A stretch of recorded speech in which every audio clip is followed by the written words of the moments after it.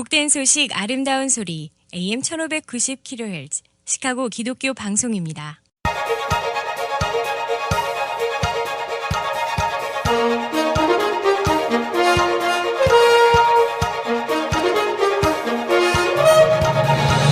김정일 해설위원의 시사 해설. 세상을 넓게 봅니다. 삶의 지평이 넓어집니다.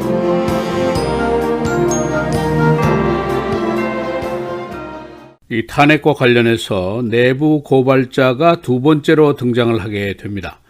이 세컨드 위슬블로어는 역시 정보계통의 사람이고 고발 내용을 직접 들은 사람으로 알려져 있습니다. 이 탄핵의 소용돌이가 어제 2주간의 마무리를 하면서 방송들 선데이 모닝 톡쇼에서 아주 뜨겁게 달아올랐습니다. 핵심 질문은 트럼프가 정말 외국의 힘을 빌려서 그의 정적을 해치려고 권력을 남용한 것인가 하는 것입니다.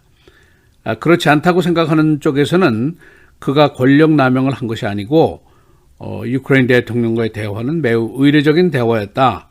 이 고발은 극히 당파적인, 특히 정보 진영 속에 은밀하게 활동하고 있는 딥스테이트의 검은 속셈 때문이다라는 반론을 제기하고 있습니다. 그러나 반대로 그렇다고 믿는 쪽에서는 고발자의 고발 내용은 사실이다. 이번 주부터 계속되는 증인들의 조사에서 더 많은 증거가 나올 것이다 라고 기대를 하고 있습니다. 지금 현재로 몇 가지 분명한 것이 있는데, 첫째는 공화당 내부에서는 침묵이 계속되고 있습니다. 내주에 이제 귀향 활동에 들어가게 되는데 상원의원들의 말을 잘못하면 고향에 내려가서 큰 낭패를 당할 수가 있습니다. 그런가 하면은 민주당 쪽의 예선전이 불투명하게 진행이 되고 있다 하는 걱정입니다. 1위 주자인 조 바이든이 공화당의 공격에 걸려서 매일 부패 환자의 표본쯤으로 채색이 되고 있습니다. 또 그런가 하면은 버니 샌더스는 심장마비를 일으켰고, 그리고 엘리자베스 워런 상원의원은 여전히 극진보 성향이다, 흑인 사회의 외면이다, 이것이 이제 문제로 등장하고 있습니다. 과연 이 탄핵 소용돌이에도 불구하고 분열된 민주당이 단합된 트럼프를 이길 수 있는가? 이런 질문입니다.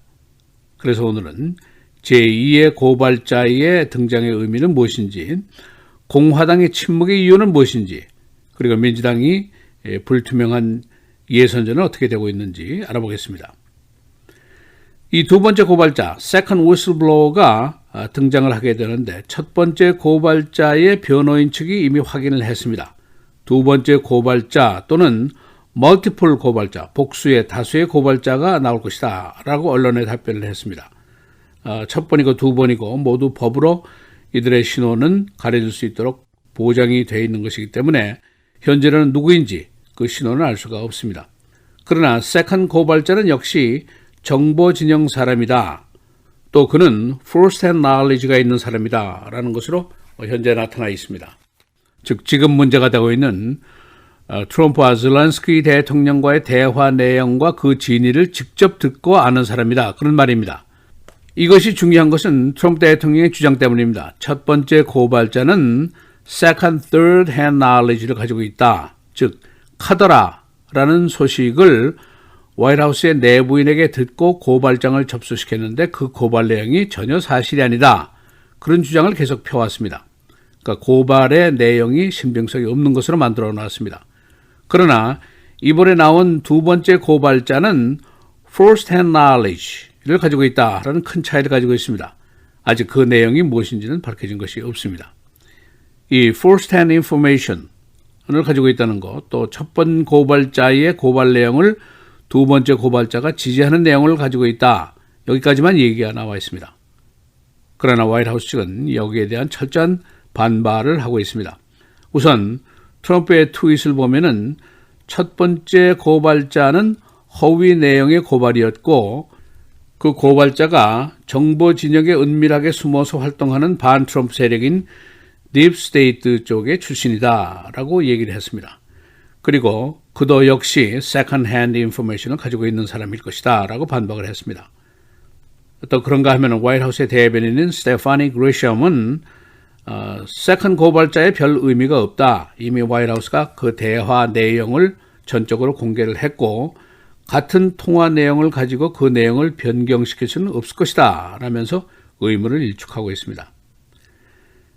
이 탄핵 정국의 소용돌이가 매우 거세지만은 공화당의 내부는 비교적 침묵하고 조용합니다.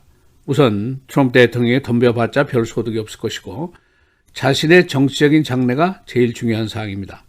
그리고 다음 주에 귀향 활동 시에 지역구에서 잘못하면 낭패를 볼 수가 있습니다. 그래서 대부분 침묵을 하고 있고 그리고 일부 트럼프 충성파들은 반박을 하고 있고 대부분 중도적인 의원들은 외줄 타기를 계속하고 있습니다. 예를 들면 온건 파이고 바른말 잘하기로 유명한 메인주의 수잔 콜린 상원의원 같은 사람은 트럼프가 중국에게 바이든을 조사하라고 공개적으로 요구한 것은 큰 잘못이다 라고 일단 비난을 강하게 했습니다. 그러나 지금 탄핵 조사는 당파적인 것이다 라는 반응을 보이고 있습니다. 어중간한 반응을 보인 것입니다. 민주당 쪽에서는 공세를 계속하고 있습니다. 이번 주에도 EU 대사를 불러서 당시에 트럼프의 요구가 무엇이었느냐를 확인하는 질문을 하게 됩니다. 화이트하우스를 비롯해서 관련 당국의 관련 서류 제출을 또 요구하고 있고 소환장을 계속 발부하고 있습니다.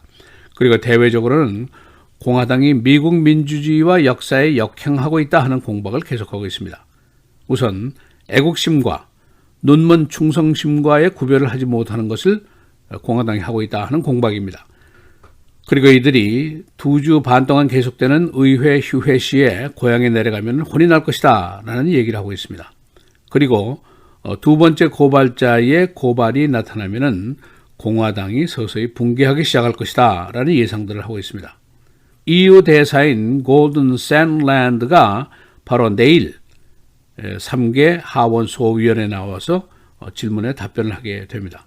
그가 바로 7월 25일 트럼프 대통령과 zelensky 대통령과의 통화 직후에 트럼프의 진위를 유크레인에게 확실하게 전달하기 위해서 zelensky를 만난 사람인데 과연 당시의 메시지가 뭐냐 이것이 중요합니다. 즉 조 바이든을 수사 안 하면은 40억 달러의 군원을 안 주겠다고 했느냐 이제 이것이 질문의 핵심이 될 수 있습니다. 한편 정치권에서는 민주당에 대한 걱정이 커지고 있습니다. 선두그룹 3인이 모두 큰 문제를 안고 있기 때문입니다. 우선 버니 샌더스 하트어택을 당했는데 78살인 그가 얼마나 회복이 될 수 있을 것인지 과연 선거전을 감당할 수 있을 것인지 이것이 의문이고 두 번째는 조 바이든입니다. 공화당의 강력한 어택 머신에 걸려서 매일 공격을 당하고 있기 때문에 그가 유크레인에서 또는 중국에서 과연 무슨 짓을 했는가 아들뿐 아니라 과연 바이든도 무슨 잘못을 한 것이 아닌가 하는 의문까지 일어나고 있습니다. 그리고 엘리자베스 워런 지나치게 리버럴하다, 제너럴 일렉션감이 아니다 라는 의견이 계속 커지고 있습니다. 그녀의 정강은 일반 대중들이 수용하기 어려운 것이고 특히 흑인 커뮤니티의 지지가 거의 없다는 것이 문제로 지적이 되고 있습니다. 그래서 예선에서 선두주자들이 휘청되고 있고 만일 무명의 두 번째 그룹이 예선에서 승리를 하게 되거나 또는 만신창이가 된 당 후보를 뽑게 되면은 과연 이들이 트럼프를 이길 수 있을 것인가 그런 의문이 심각하게 대두가 되고 있습니다. 시사해설 김재일입니다.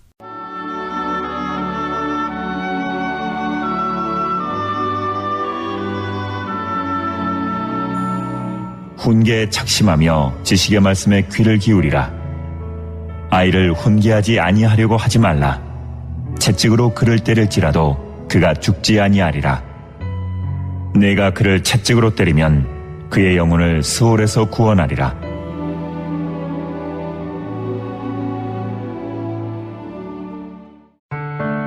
미디어를 통한 세계 선교를 꿈꾸는 KCBS.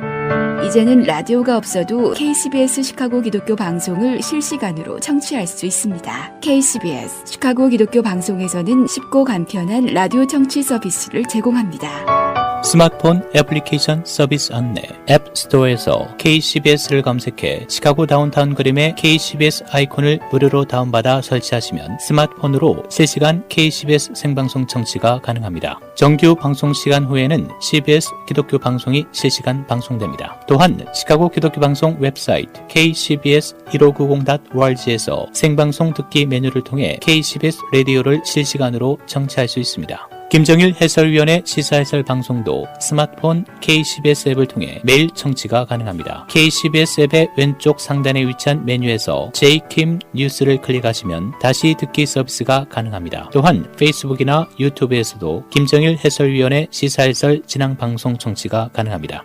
KCBS 실시간 청취 서비스에 관한 자세한 사항은 시카고 기독교 방송 전화 847-583-영원구원 583-영원구원번으로 문의하시기 바랍니다.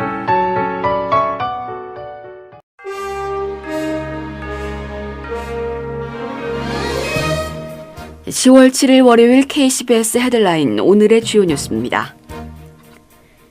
정부가 시리아 북동부 쿠르드 지역에 대한 터키의 침공을 묵인하면서 그동안 미군을 도와 아이시스 격퇴전에 선봉에 섰던 쿠르드족 민병대가 버림받는 처지에 내몰리게 됐습니다.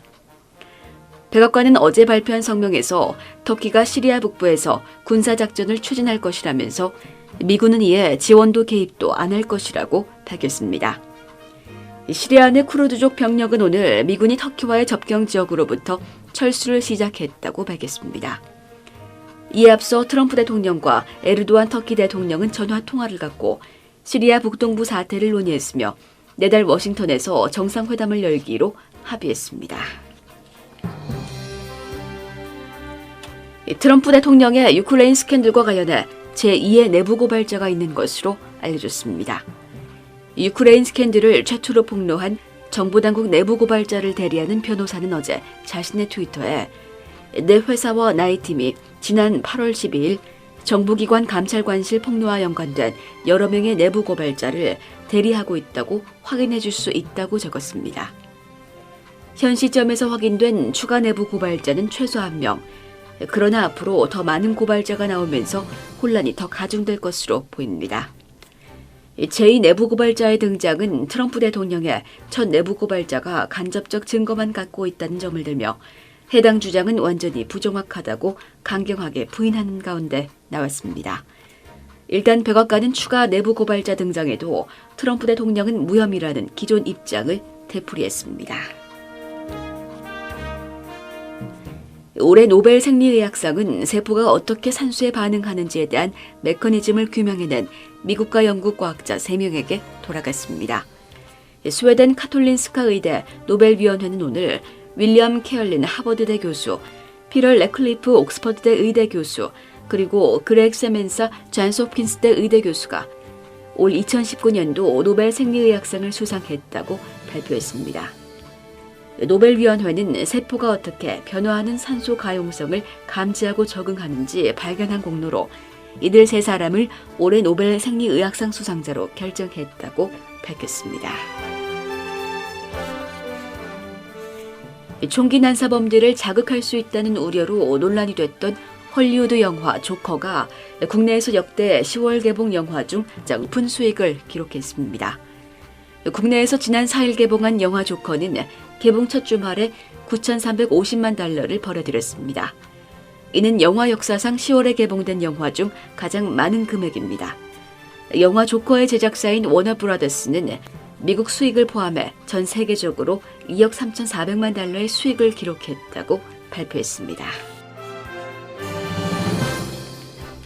시카고 베어스가 어제 레이더스에게 24대 21로 패했습니다. 게임을 리드하던 베어스가 게임 종료 1분 22초를 남기고 백업 쿼터백인 체이스 데니얼이 잘못 던진 볼이 엔터셉트 당하면서 무릎을 꿇었습니다. 6만여 명이 입장한 어제 런던 게임에서 패배를 기록함에 따라 베어스의 시즌 전적은 3승 2패에 머무르고 있습니다.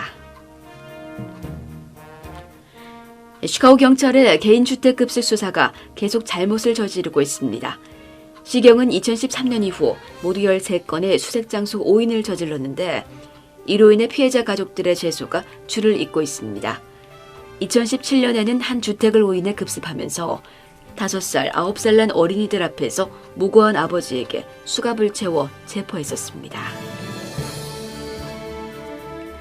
사슴 번식기가 되면서 사슴 충돌로 인한 교통사고가 빈발하고 있습니다.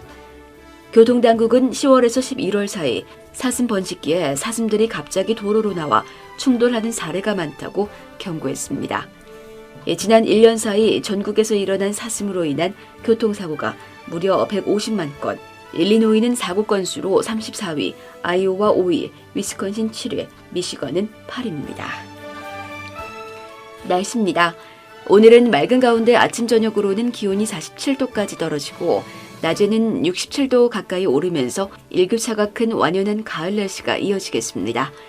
오늘 최고 67도, 최저 47도. 내일과 모레도 맑은 날씨 이어지겠습니다. 내일 최고 68도, 최저 49도. 수요일 최고 68도, 최저 54도.